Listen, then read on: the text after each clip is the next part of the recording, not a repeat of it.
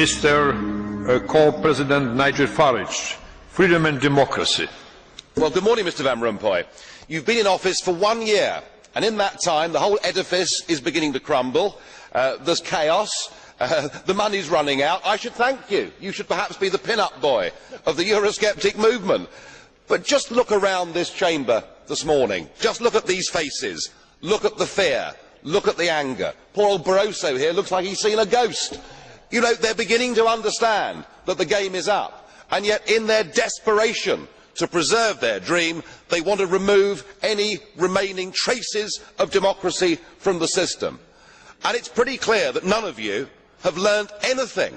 You know, when you yourself, Mr. Van Rompuy, say that the euro has brought us stability, I suppose I could applaud you for having a sense of humour, but isn't this really just the bunker mentality?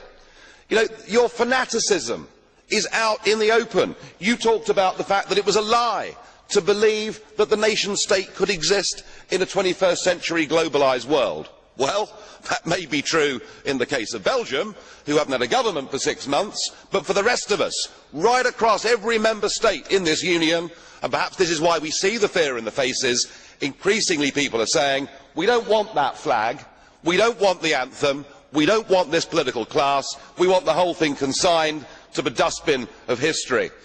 And we had the Greek tragedy earlier on this year, and now we have the situation in Ireland. Now I know that the stupidity and greed of Irish politicians has a lot to do with this. They should never ever have joined the euro. They suffered with low interest rates, a false boom and a massive bust. But look at your response to them.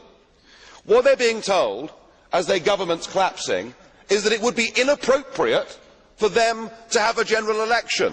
In fact, Commissioner Rehn here said they had to agree their budget first before they'd be allowed to have a general election. Just who the hell do you think you people are?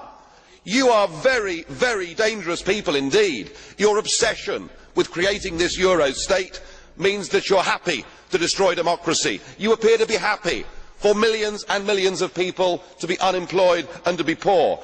Untold millions must suffer so that your euro dream can continue. Well, it won't work, because it's Portugal next. With their debt levels of 325% of GDP, they're the next ones on the list, and after that, I suspect it'll be Spain.